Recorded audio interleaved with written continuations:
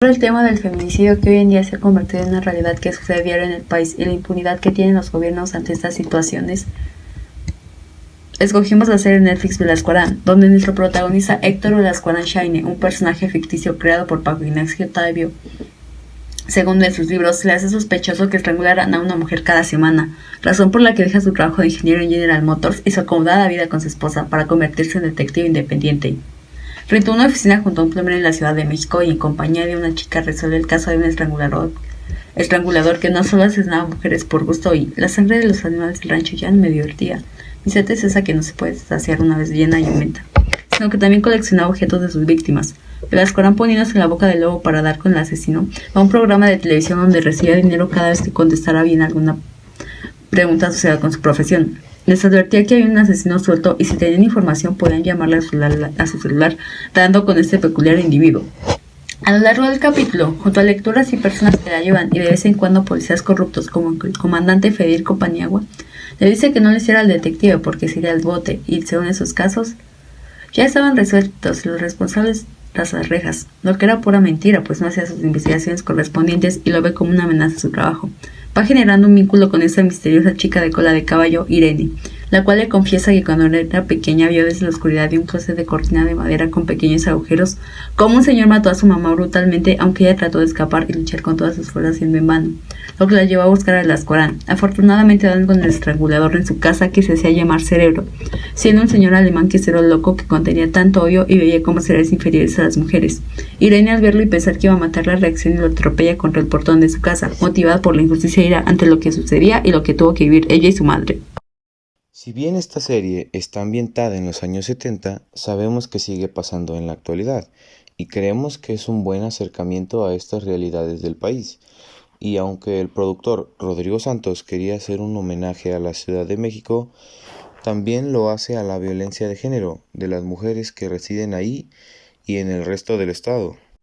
Por mencionar un caso que dice Héctor en la televisión, menciona al Goyo Cárdenas, el estrangulador de Tacubaya, quien cometió su primer asesinato el 15 de agosto de 1942, cuando recogió a una prostituta de 16 años que usaba el nombre de Berta.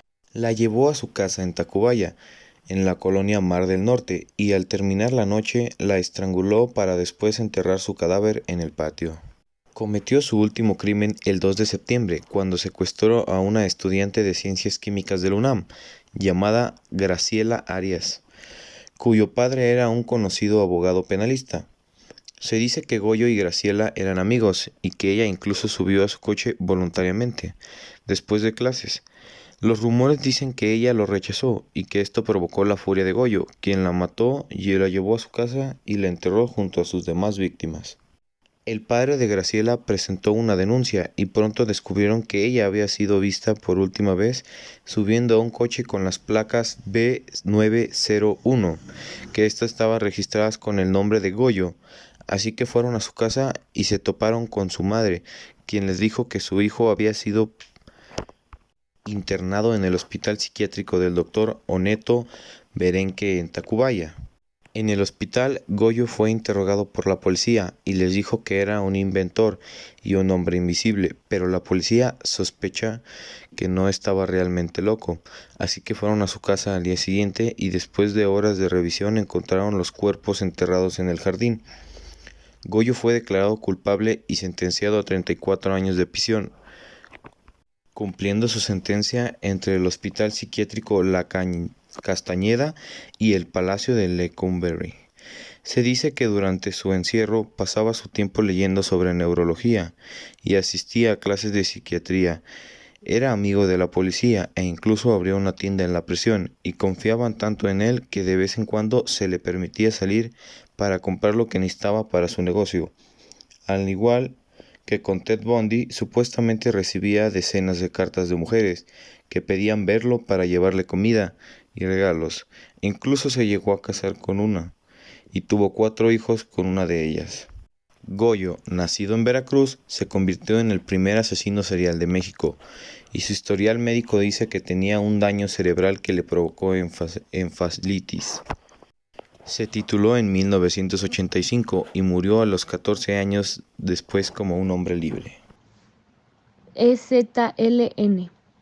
En esta serie documental, el periodista Diego Enrique Osorno se da a la tarea de retratar este peculiar y tan doloroso año de la historia del México contemporáneo, con la motivación de: a lo largo de mi trabajo como reportero, siempre había un personaje o algo que me recordaba que el inicio de todo lo que vivimos había sido el 94 o sus alrededores.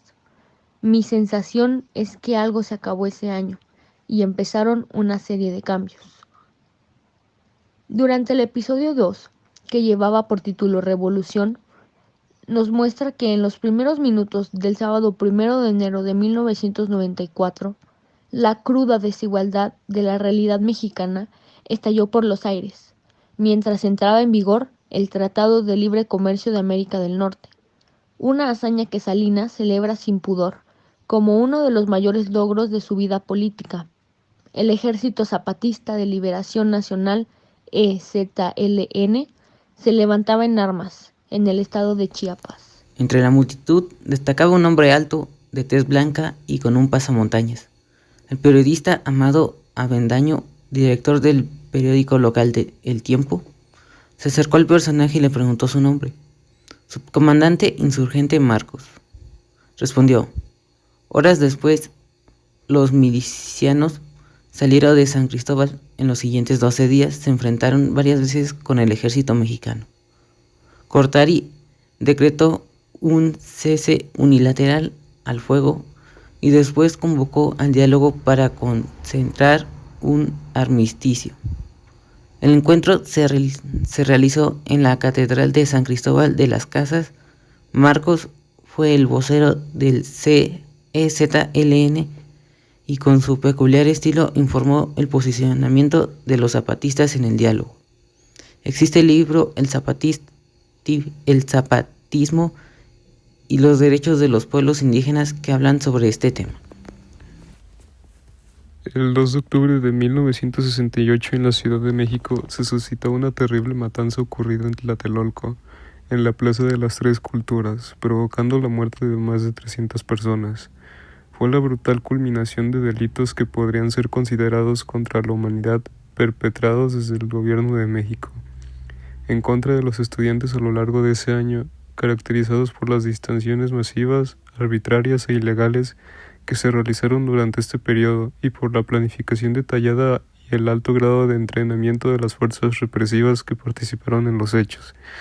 Así lo han calificado los sobrevivientes de ese movimiento, quienes exigen que a los responsables se les juzgue por genocidio, y la masacre fue cometida por el ejército mexicano y el grupo paramilitar Batallón Olimpia en contra de una manifestación pacífica. La presencia de este batallón en el lugar de los hechos fue negada inicialmente por el presidente de México, Gustavo Díaz Ordaz,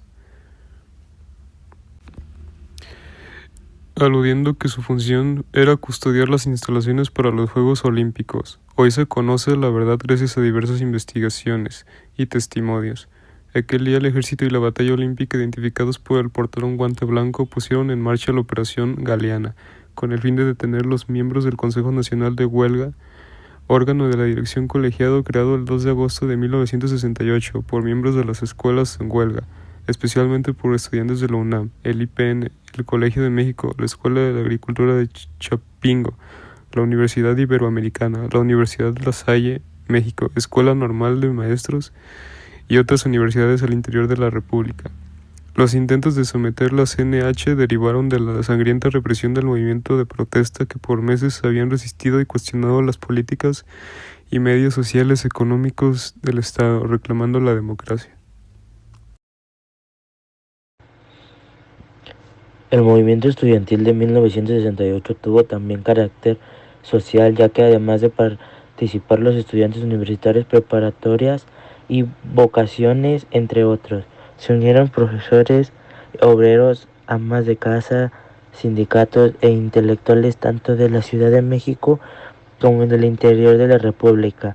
Los terribles hechos ocurridos en Tlatelolco ocuparon la política oficial de promoción internacional de nuestro país a través de la celebración de actividades relacionadas con el deporte universal, pues por primera vez en la historia una ciudad latinoamericana sería la encargada de organizar el acontecimiento deportivo más importante del mundo.